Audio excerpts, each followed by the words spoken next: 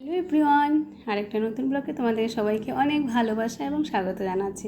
সাজুগুজু করে চলে এসেছি আমি মালিনীদের ঘরে, কারণ কি ওদের সত্যনারায়ণ পুজো আছে।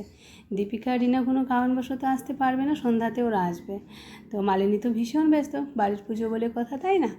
তো আমি সেটাই তোমাদের সামনে শেয়ার করব। তো এদের পুজোর নিয়মটা একটু আলাদা আমাদের থেকে, কারণ কি এরা প্রসাদ, মালিনী প্রসাদ। তো ঠাকুরমশাই অলরেডি এসে গেছে, দেখো ঠাকুর যেখানে পুজো করবে সেটা সুন্দরভাবে কলা পাতা দিয়ে সাজিয়ে নিয়েছে। যেখানে আমরা কলা গাছ দিই, এরা কলা পাতা।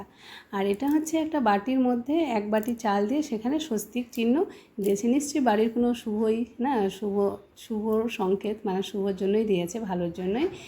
আর হচ্ছে কলা পাতা, কলা পাতার মধ্যে হচ্ছে একদিকে দিয়েছে ওরা আতপ চাল আর আরেকদিকে চিরা দিয়েও সেটাকে সুন্দরভাবে রেডি করে নিচ্ছে ঠাকুরমশাই। গোটা গোটা কলা দিচ্ছে। সব থেকে বড় হচ্ছে এটা, আমাদের যেমনি সেন্নি প্রসাদ মেন, আর ওদের হচ্ছে এটার নামটা তো ভুলে গেছি আমি। এই প্রসাদটাই হচ্ছে নারায়ণ পূজার আসল। সেটা কি কী দিয়ে বানায়, বেসন আর হচ্ছে আটা দিয়ে। আর দেখুন বিয়ের মতন ওদেরকে মানে গিট বেঁধে দিয়েছে, পুজোয় বসবে জন্য সুন্দরভাবে দুই স্বামী স্ত্রীকে গিট বেঁধে দিয়েছে। আর এটা হচ্ছে ওদের কী বলুন তো, এটা হচ্ছে হনুমানের, যেটা আমরা ধাজা বলি, বাঁশের মধ্যে লাগাবে এটা ঝান্টাতে। তো এটা হচ্ছে নারকেল দড়ির মধ্যে আম পাতাটাকে ঢুকিয়ে দিচ্ছে, ওটাকে পেঁচিয়ে এইভাবে দিয়ে লাগাবে, যেটা আমাদের মধ্যে আমরা সেটা করি না, তাই না? তো যাই হোক, তো অলরেডি ওরা পূজায় বসে গেছে। তো চলুন একটা ঠাকুরমশাইয়ের কথা শোনা যাক, তাই না? देव कस्यै निश्चलं मनः मंत्रहीनं क्रियाहीनं भक्तिहीनं जनार्दन यत् पूजितं मया देव परिपूर्ण तदस्तु मे।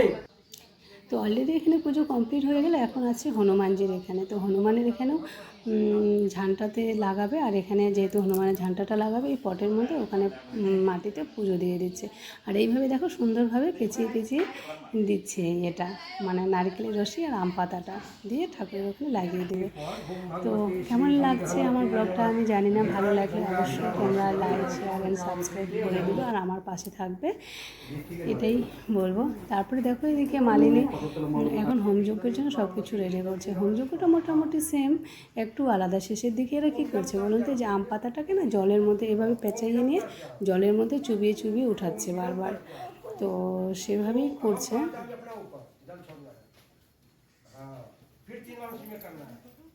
এটা তো খুবই একটা নতুন নিয়ম দেখলাম। তারপরে হচ্ছে আরতি। আরতি মানে পূজা একদম সমাপ্ত। এখন আরতি হচ্ছে, আমরাও সবাই আরতি করছিলাম। তো আরতি করেই পুজোটা এখান থেকে আজকে সমাপ্ত হলো।